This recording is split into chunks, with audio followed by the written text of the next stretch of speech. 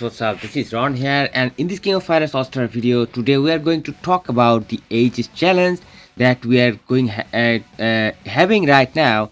And as it says that if we enter the Aegis Challenge, this time we are having Alexandrite, and he has three elements: yellow, blue, and purple. Now, in ideal situation, guys, you need to keep your green damage dealer on the first team and yellow damage dealer on the second team. However, my team is kind of weak, but the progress I did so far in the carnival, let me just show you that I already got 6,000 points, and the main goal for us to get is 18,000 points, and we still have 9 more days. So every day, if we just play the game, and we'll get certain amount of points, so we will progress as much as we can. That remains to be seen that how far we can actually do. But now I will show you my team. Let me just show you my team right here. As you can see, the first team is kind of really weak. They are not really going to do anything at all, but still I kept Magaki as the leader, and he is actually having this chaos set running on him because he keeps dying sometimes. But sometimes you can actually use the set, the set that we get from the rush dungeon. But if you are having survivability issues like me, because my Magaki is kind of 4-star, but still sometimes he dies, and mostly he dies. So this is not really important, but the most important thing is the option card, guys. Try to use option cards that are going to reduce your skill cooldown, because you really want to spam as much as skill as possible, and that will be the only way to deal the damage, because you cannot really throw much of your defaults or anything. So skill cooldown reduction is kind of really important. And notice one thing, guys, that in both of my teams I kept one damage dealer and two supports, and this should be the ideal way to go, my friends, because there will be a lot of debuffs, and your damage dealer cannot really do a lot of damage if there is not enough support. So I kept this Shizuru from the EX banners, and I kept EX Athena. EX Athena has a decent survivability.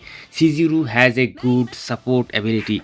That's why I'm using another Arcane set with Shizuru, because she might have some survivability issues, because she is only, my friends, a level 90 character.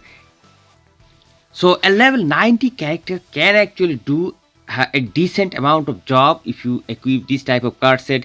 She probably doesn't even have her 3PG. I am using the 3PG of the SS version.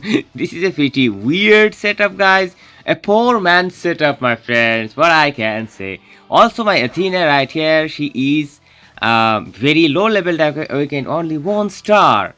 And she doesn't have proper imprint stones, I think, only the circle imprint stones. That doesn't really matter, but to ensure her survivability, I added this card that is going to offer some immunity to damage for 3 seconds when HP is 10% or less, but it has a shitty cooldown for 35 seconds, so I don't really know how much this is going to work at all. But I really ran out of Arcane set, I think. But EX Athena is a decent character because she has some immunity in her own kit. So you really want to use this type of character who has some immunity and a good support skill if the character is really at low level, because I tried to use level 90 Kazmi. She kind of really died, but you can also use her with the help of Arcane set. That is also possible. I might actually record another run, and just to show you guys that what Kazmi can do in place of Athena. I think she will increase a lot of more damage because she's a way better support. In my second team, guys, this is going to be my main damage dealing team, because I kept the yellow character on the second team because there is a purple color change on the second team, so that might be a little bit beneficial, of course. And for him, I am using these banner set cards, fully transcended. I'm using these two option cards. By the way, I switched on from the critical option card to these option cards, because these option cards, my friends, offers skill cooldown reduction, which is the main deal in this game mode, because you really want to use as much as skill as possible. For my main damage dealer, I have fully equipped ultimate imprint stones.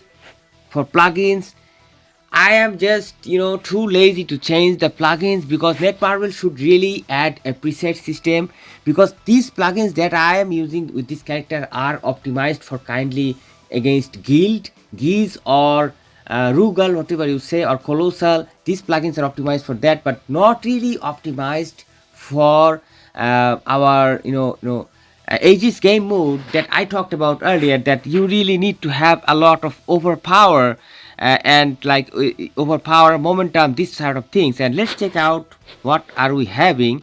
We are having a kind of overpower right here, by the way, by default. Also some overpower right here, which is sweet. No overpower right here, and nothing right here. So in the first two plugins we are getting some sort of a little bit benefits, nothing really fancy. And in the second team, I have two supports. One of them is going to be Ultimate Kusanagi. And for Kusanagi, I am using just any set you can use. It doesn't really matter. He is going to survive and he is going to do his job. Doesn't really matter. But I found this set and I will try to use this set. And in the run, actually, I am not going to use this set. I'll use another set. But this set can actually do really good.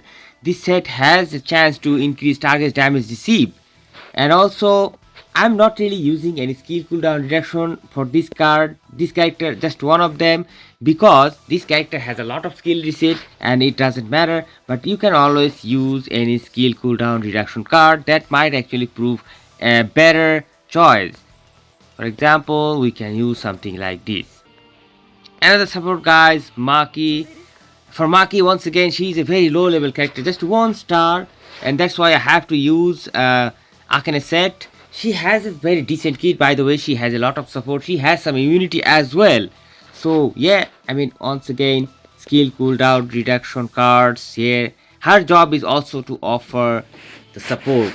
So what's the job of the first team? The first team job is basically nothing. The job of the second team, Saiki is going to do the damage, and Kusanagi and Maki are going to support him. So let's go and watch the gameplay, guys, and let's see how much damage we can pull with this poor man's team. Okay, guys, let's go. Let's go and see how much damage we can pull with this team. I haven't really maximized my setup or anything. I should have done it, but let's go. Now you see that whenever there is no active skill available, try to put the basic skills, to do some a little more extra damage, because this character have really strong basic skills. Now we are really fastly going through this, our active skills, spamming with this awakening rotation. Notice that I haven't really pressed my Phantom Awakening skill yet, because our job is to do some more damage. And this character's Phantom is not really that good, not really that effective at all, but see, he's kind of struggling, and eventually he will die very soon, I think. We'll try to do as much as possible, but let's switch to Saiki now, the second team, and ideally we would like to throw a 3PG at the beginning of the battle as soon as possible, but in this case we missed it. But just let's spam our skills as much as possible, and then I will do this basic skill spamming thing with our Phantom Awakening. And we're doing some damage, by the way, but not really too much. But I think that's going to be enough. 1 point. Alright.